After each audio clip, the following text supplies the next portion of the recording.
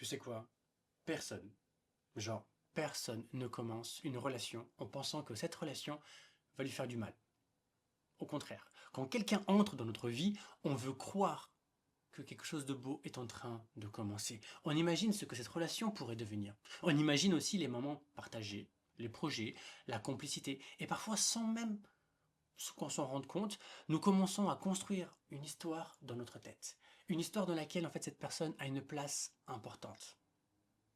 Et le problème, c'est que cette histoire est parfois beaucoup plus belle que la réalité.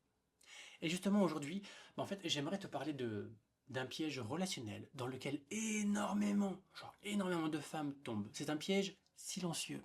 Un piège qui ne ressemble pas aux relations toxiques évidentes auxquelles tu peux penser, mais qui pourtant crée énormément de frustration. Alors, dans cette vidéo, on va voir trois éléments importants, donc reste jusqu'à la fin. Pourquoi certaines relations restent bloquées dans un flou émotionnel, ça c'était le 1. Deuxièmement, pourquoi certaines femmes restent attachées à quelqu'un qui ne s'implique pas vraiment. Et enfin, surtout, comment reprendre une posture beaucoup plus saine dans ce type de situation. Voilà. Si ces sujets te parlent, sache que j'ai aussi créé un espace dédié à ce genre de travail émotionnel. Il s'agit d'un camp d'entraînement émotionnel qui s'appelle le QG des cœurs blindés. Ouais, je sais, ça claque. C'est un espace pour les femmes qui arrêtent de se perdre en amour, qui blindent leur cœur et qui apprennent enfin à se choisir. Alors, je te fais confiance, tu trouveras le lien dans la description si tu veux en découvrir plus à propos de cet espace, de ce camp. Mais pour le moment, revenons à nos moutons, à savoir ce piège relationnel. Alors, au début, tout semble possible. Ok, les conversations sont intéressantes, il y a une connexion, il y a une histoire qui s'écrit entre vous. Tout ça, c'est beau, c'est idyllique, c'est fantasmagorique. Et puis, petit à petit, quelque chose commence à apparaître. Genre, un déséquilibre. Tu remarques certaines choses que tu ne voyais pas avant. Le manque de considération, dans les échanges, je veux dire. Hein. Le manque de curiosité. Bah oui, parce que le mec, en fait, tu te rends compte qu'il ne te pose pas vraiment de questions, c'est toi qui poses des questions. Puis le fait que cette personne ne se positionne jamais vraiment clairement. Un peu comme s'il faisait presque exprès d'alimenter une forme d'ambiguïté. Et surtout, au-delà de tout ça, une incohérence entre ce qu'il dit et ce qu'il fait.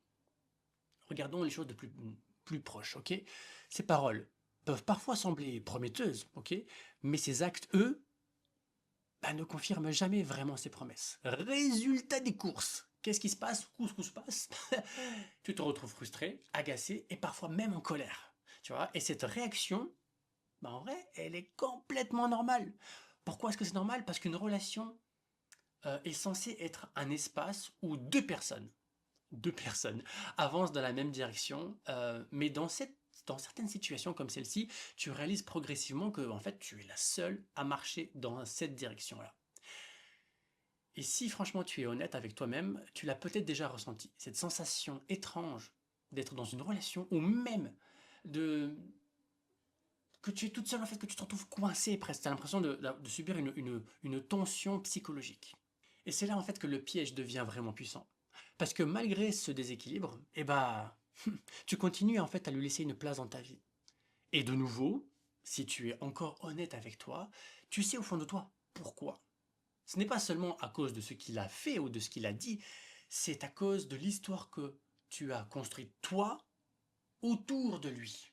Peut-être à cause de votre passé, peut-être à cause des moments que vous avez partagés, peut-être à cause du potentiel que tu voyais toi dans cette relation.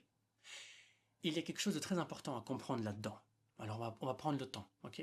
Beaucoup de personnes ne tombent pas amoureuses de la réalité, elles tombent amoureuses du potentiel. Mais le potentiel n'est pas une relation. Tout comme le potentiel est une projection de ce que cette personne pourrait devenir, une projection de ce que la relation pourrait être. Et quand tu tombes amoureuse de ça, ça sent pas bon pour toi. Voilà. Si ce que je te décris ici, en fait, te parle, si tu l'as déjà vécu, ce type de situation, la vraie question devient la suivante. Comment sortir de ce schéma? Et c'est exactement le type de travail que nous faisons dans le QG des cœurs blindés. Tu trouveras le lien dans la description, voilà, si tu veux découvrir plus de choses concernant ce Très camp bien d'entraînement. parce que, en tant que femme qui se laisse faire, heu, avec les hommes et cetera, souvent les copines elles sont là: «Mais comment? Mais moi je voulais virer». Mais en fait tu sais pas en fait, tu sais pas comment ça peut tourner en fait et ce que je trouve super bien dans le partage de tout ça, c'est que personne juge personne en fait. Mmh. Et même des fois de dire des trucs où on est un petit peu honteux, mais au final, il n'y a que de la bienveillance derrière au final, enfin je trouve. Donc je trouve ça Ouais, super c'est clair. important aussi d'avoir des retours bienveillants et de justement pas avoir peur de dire ce qu'on vit euh, en disant qu'on est trop nul, que on n'avance pas, que ça ne sert à rien. Je trouve que c'est important, enfin c'est bien, je trouve. On n'est pas seul et ça donne confiance. Bon, voilà. Bah, on est là pour comprendre aussi et Antonio, bah, nous l'explique, hein, et on apprend de chacune aussi et vous voyez, c'est vraiment, voilà, c'était sa maman, moi, c'est mes enfants, moi mais pourquoi on est comme ça, quoi? Et ça servira. Et dans ce type de relation, une idée apparaît souvent. Peut-être que vous pourriez simplement rester amis. Pourquoi pas? Et sur le papier, cela semble être même une idée raisonnable. Mais en fait, il y a un piège extrêmement important à comprendre ici. Une amitié qui cache encore un espoir amoureux devient très vite ah, une source de souffrance. Parce que tant que cette histoire existe, chaque interaction peut raviver une attente. Chaque message peut raviver un espoir. Chaque attention peut rallumer quelque chose en toi. Et chaque déception peut également relancer une frustration chez toi et donc empêcher la cicatrisation. Donc, si une relation doit devenir une amitié, il y a une condition sine qua non très claire à respecter, c'est-à-dire renoncer réellement à l'espoir romantique. Et tu sais quoi? À un moment donné dans ta vie, dans la vie d'une femme, eh bien une femme doit faire un choix de posture. La posture de la personne qui subit la relation ou bien la posture de la femme souveraine. Et sache un truc, c'est que la femme souveraine ne quémande pas, en fait, la considération. Elle n'essaie pas d'obtenir le respect. Elle observe quoi? Les comportements. Et puis, elle ajuste sa place, son positionnement. S'il y a du respect et de l'intérêt, bah, la relation peut se construire. Et s'il n'y a pas, alors elle se retire. Point, basta. Et ce type de posture, bah, en fait, ça s'apprend et ça se travaille. C'est un peu comme, je sais pas, genre un muscle.